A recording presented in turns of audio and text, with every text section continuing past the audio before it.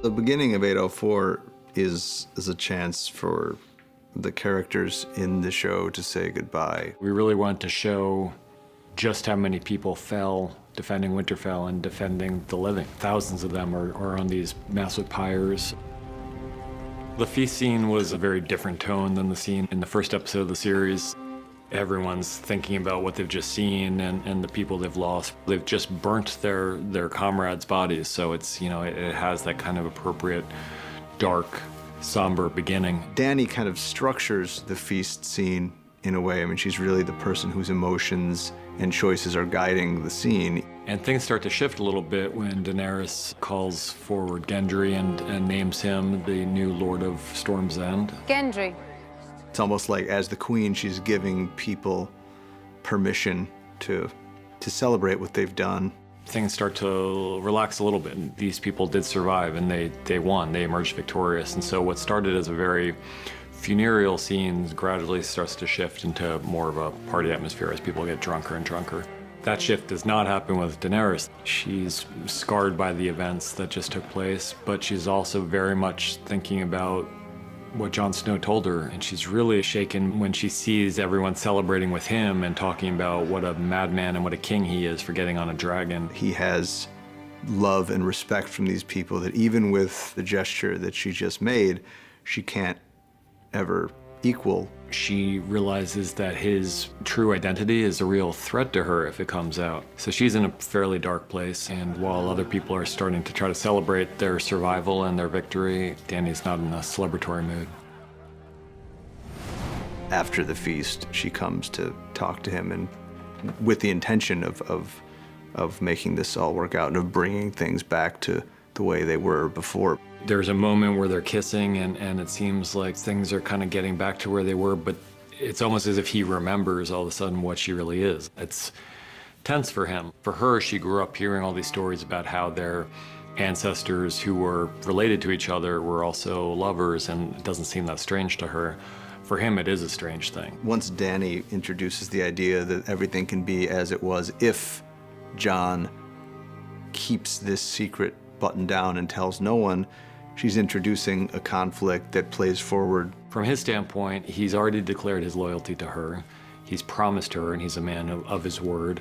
But he's also, you know, a family man, and so the idea that he wouldn't tell Sansa and Arya about his true identity, it just seems very wrong to him. I've never been a Stark.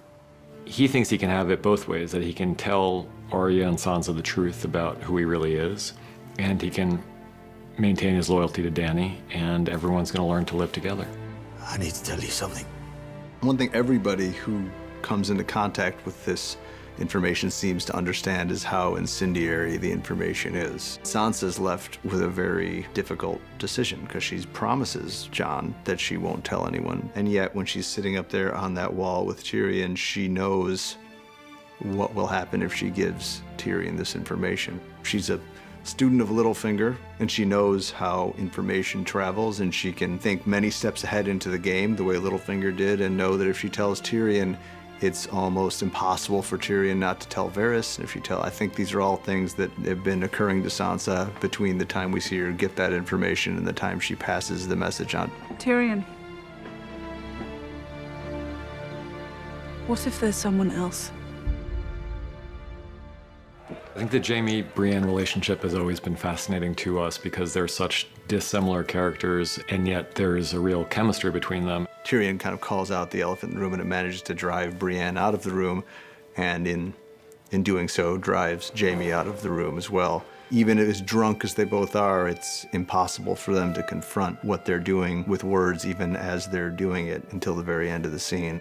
The vulnerability that they show runs very counter to who they are as people. I do believe that when Jaime decides to stay behind with Brienne, it's a choice that he makes with every intention of seeing it through. When he hears what Cersei's done, I think that's the turning point for him. At that point, Jaime really has to take a really long, uncomfortable look at who he really is.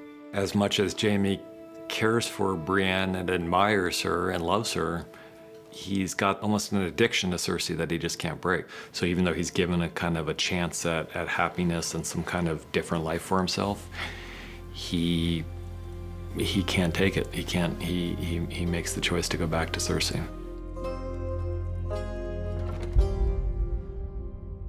Part of the story here is that while we've been concentrating on Winterfell and the fight against the army of the dead, Dany's other enemies have not been just sitting still. They've been planning for the final battle. We saw in season 7 that Qyburn had invented this giant dragon-killing scorpion, and it didn't quite work. Qyburn went back to the drawing board and he made even larger, more powerful scorpions. Dozens of them are now lining the walls of King's Landing, and dozens more are mounted on the decks of the Iron Fleet.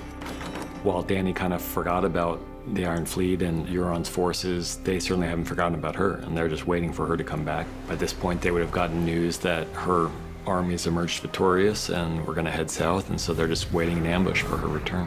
In some ways, the most important thing that happens to Daenerys in 4 is the death of her second dragon. Now she's got one dragon, and that dragon presumably is just as vulnerable as Rhaegal was. So there's the mourning of a child, which is very real to her.